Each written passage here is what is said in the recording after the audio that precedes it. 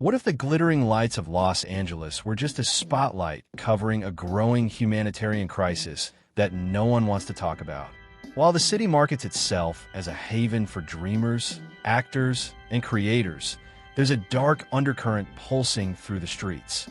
One that's impossible to ignore once you know where to look. Behind the palm trees and high-rises, under freeway bridges, and on the sidewalks of once bustling boulevards, an invisible population is exploding in size. And the truth behind this explosion isn't just sad, it's disturbing. Before we dive into the secrets hiding beneath the surface, if you believe in exposing uncomfortable truths and standing up for those who have no voice, take a second to like this video and subscribe. What we're about to uncover might change the way you view Los Angeles forever. The illusion of progress. Every election cycle, city officials pledge billions of dollars to end homelessness in LA. Yet year after year, the numbers grow. At first glance, it seems like a resource issue, but the truth is far more complex. In 2023 alone, Los Angeles spent over $1.3 billion on homelessness relief. That's more than some small countries spend on national defense. And yet, tents keep multiplying, underpasses fill with encampments, and Skid Row's footprint stretches wider each month. If money solved this, the problem would be over by now. Dig deeper, and you'll find a system that seems built to sustain itself, not resolve the crisis. Layers of bureaucracy absorb massive chunks of the budget. Consultants charge six-figure fees to write reports no one reads. Temporary housing solutions cost upwards of $700,000 per unit in some cases, more than luxury condos in many cities. Meanwhile, people sleep on concrete, shielded only by tarps. It's as if the city is more interested in appearing to help than actually fixing anything. Nonprofits contracted to run shelters often receive funding based on the number of individuals served, not outcomes like permanent housing or mental health stability. This creates a twisted incentive structure, where keeping people in temporary solutions pays more than helping them recover. No politician wants to admit this out loud, because then they'd have to answer for the billions that seem to vanish into thin air. And it's not just mismanagement. There are darker rumors, too, about developers and insiders profiting from overpriced contracts, about padded invoices, about backdoor deals that convert public pain into private profit. Corruption may not be official policy, but it certainly isn't being hunted down with urgency either. And while these games are being played, lives are being lost every night on the pavement. The tragedy isn't just that people are suffering. It's that we're all pretending they're being helped. And the longer we cling to this illusion, the more deeply entrenched the suffering becomes. If you made it this far, you probably sense how big this problem is. So don't forget to comment your thoughts below, because your voice might just be the wake-up call this city needs. Skid Row's expansion. At the heart of LA's homeless crisis lies Skid Row, perhaps America's most infamous neighborhood. Once confined to a few blocks in downtown, it's now metastasized like a tumor. Thousands of people live here, many suffering from untreated mental illness or substance addiction. The city claims it's investing heavily in support services, but walk the streets and you'll see an unfiltered truth. Open drug use, human waste on sidewalks, and heartbreaking scenes of psychological collapse. What's most horrifying is how normalized it's become. Locals refer to it casually, officials speak about it in polished press releases, and tourists are carefully steered away.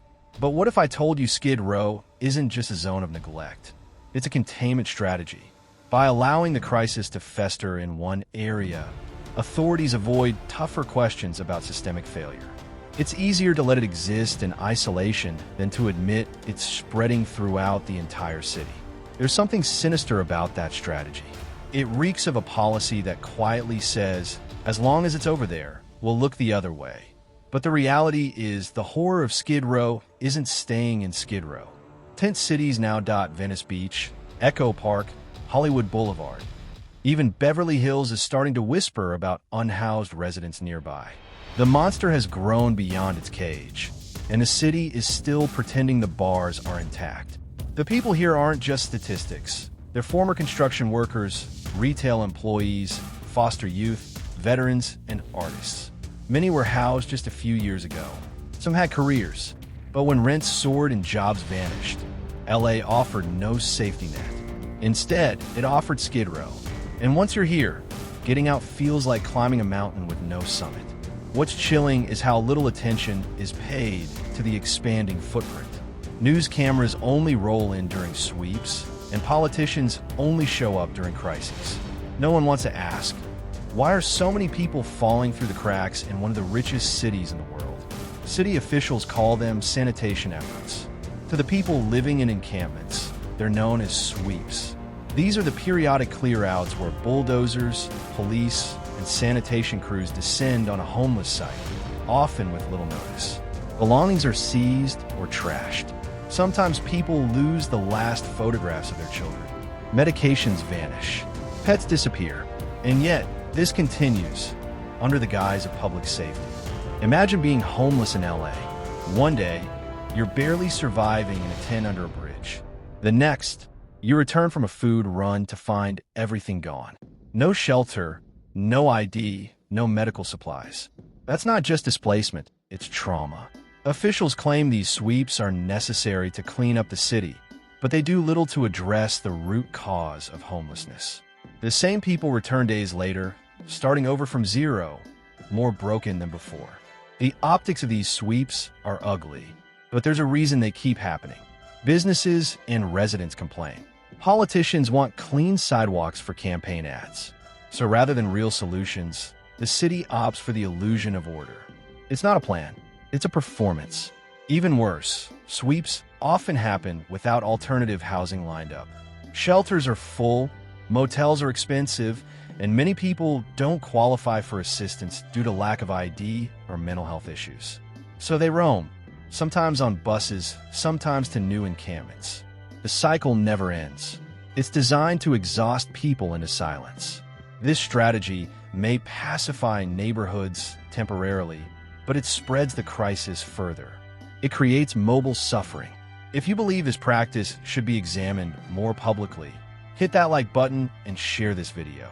Because very few media outlets are brave enough to show what these sweeps actually do to human lives. Mental illness and addiction. One of the darkest realities of LA's homeless epidemic is how intertwined it is with untreated mental illness and substance use. Studies estimate that over 40% of unhoused individuals suffer from severe mental health conditions. Add to that the growing prevalence of methamphetamine and fentanyl abuse, and you get a population not just lacking homes, but hope, stability, and self-preservation. The system that's supposed to help is broken. Mental health care in Los Angeles is notoriously underfunded, understaffed, and overburdened. The wait time for psychiatric beds can stretch into weeks. Outpatient services are limited, and medication access is inconsistent at best. And when someone does spiral into crisis, there's often nowhere to go but the ER or jail. These aren't treatment centers. They're revolving doors. Substance use is another beast. Meth is cheap and widely available, and fentanyl is now laced into everything from counterfeit pills to street weed. Overdose deaths among LA's homeless have skyrocketed, with fentanyl killing hundreds yearly. And yet, harm reduction programs remain limited in scope and budget. Politicians debate whether handing out clean needles enables addiction, while people die waiting for rehab. Many families of the homeless speak out about how their loved ones were denied psychiatric care, kicked out of facilities, or simply vanished into the streets after aging out of foster care. There's no net to catch people, only cracks for them to fall through.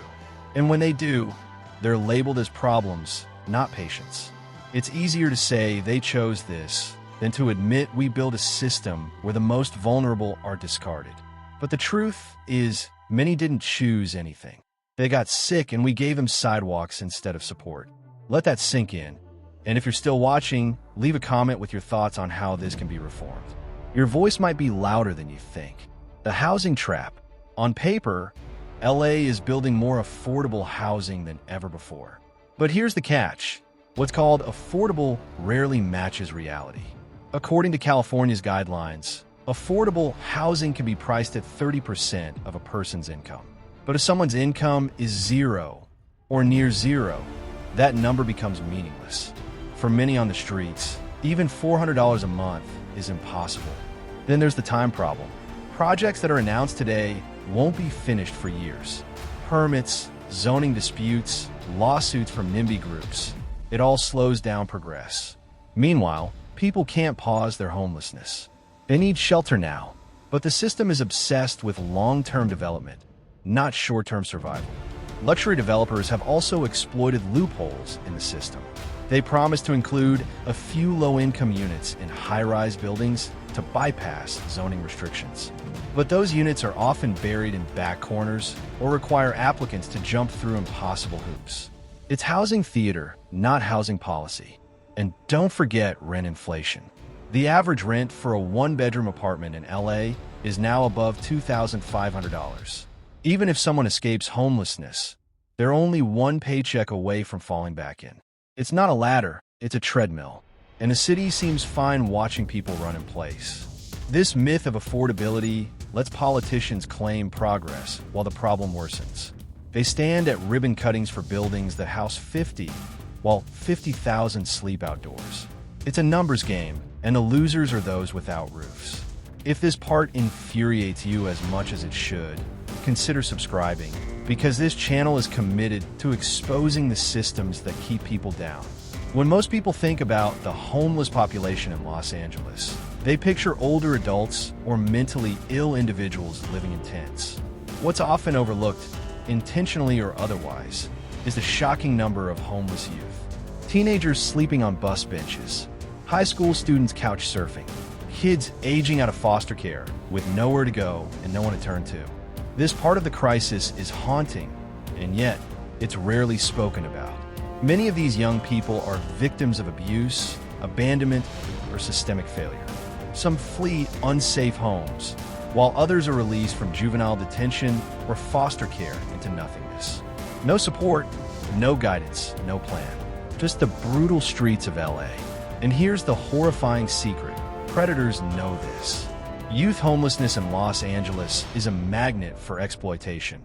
Drug dealers, traffickers, and even so-called mentors who manipulate the desperate. What's more, many unhoused youth don't even show up in official counts. They hide, afraid of shelters that might separate them from friends or expose them to further danger. Some schools try to intervene, offering free meals or hygiene kits, but without stable housing, education becomes almost impossible. And the longer these young people remain unhoused, the harder it becomes to ever return to a stable life. Programs meant to help homeless youth are grossly underfunded. Beds are limited. Counseling wait lists stretch for months. Transitional housing often comes with rigid rules that traumatized teens can't follow.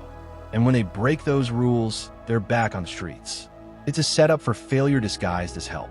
These kids are invisible not because they aren't there, but because seeing them would force us to admit something unforgivable. We are failing our next generation before they even reach adulthood. If you're still watching, this is the time to pause and ask, how would you feel if it were your child out there? Share this video so others ask that question too.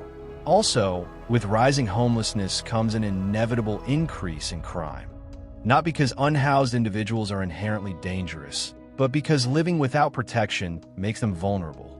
In Los Angeles, unhoused people are more likely to be victims than perpetrators. Robberies, assaults, even murders go unsolved because society barely notices when the victims have no address. At night, the streets become something else entirely. There's a shadow economy of fear and survival. Some people join gangs just for protection. Others agree to dangerous arrangements just to stay in a car or a tent that locks. The police are rarely called because trust in law enforcement has eroded to nothing. Many unhoused people report abuse from officers or city contractors during sweeps, and those experiences create silence, not safety. And yet, crime committed by the desperate does happen. Petty theft, breaking into cars for warmth, drug dealing to make enough money to eat. These are symptoms, not causes. But the media often flips the narrative. Instead of showing why people end up in this spiral, they portray every homeless person as a ticking time bomb. The result? More fear, more policing, more sweeps, and no real solutions. Politicians exploit this dynamic. When election season rolls around, they push tough-on-crime policies that criminalize homelessness rather than address its roots. Loitering becomes a misdemeanor. Sleeping on sidewalks earns jail time. But what happens after jail? They're released back onto the street. Poorer, more traumatized, and even more vulnerable. The cycle isn't accidental. It keeps the issue out of affluent areas, pushes pain into the shadows, and maintains the illusion that law and order are intact. But look closely, and you'll see something else. LA's crime problem isn't about bad people. It's about broken systems. And the longer we ignore that, the more dangerous our streets become for everyone. If that strikes a nerve, leave a comment with your take. We want to hear your voice in this conversation. Celebrity blindness. Glamour blocks out the suffering. Los Angeles is the world's entertainment capital. Red carpets, film premieres, influencers on Rodeo Drive. It's a city built on image. And yet, just a few blocks from these glitzy events, people live in third-world conditions. How does that happen? The answer lies in distraction. The glamour is so bright, it blinds people to the suffering next door. Celebrities post about causes. They donate to charities. But when was the last time a major Hollywood figure stood up and demanded accountability from city leaders about homelessness? It's rare, not because they don't care, but because speaking truth to power in LA means pointing fingers at the very institutions that fund the industry's public image. Housing developers, corporate donors, political lobbyists, they're intertwined with showbiz far more than we think. Meanwhile, social media filters the city into dreamscapes. Venice Beach looks like a paradise until you walk a block past the boardwalk. Downtown glistens in drone shots, but smells like despair at ground level. It's easy to live in LA and never really see LA. The whole city is designed to hide its wounds beneath luxury branding. Even LA's tourism board avoids images of homelessness in its campaigns. That's not by accident. The strategy is to preserve the fantasy. Because if the illusion breaks, the money stops flowing. But the truth is unavoidable. People are dying steps away from million-dollar condos, and the city would rather Photoshop it than fix it. It's not about blaming celebrities individually, but calling out a culture of curated ignorance. A place this powerful could lead the country in real reform. But first, it has to acknowledge the depth of the crisis on its own streets. If you're watching this far, you're already more aware than most. Smash that like button if you think LA needs less image control and more human compassion. The final truth: why Los Angeles may never solve this.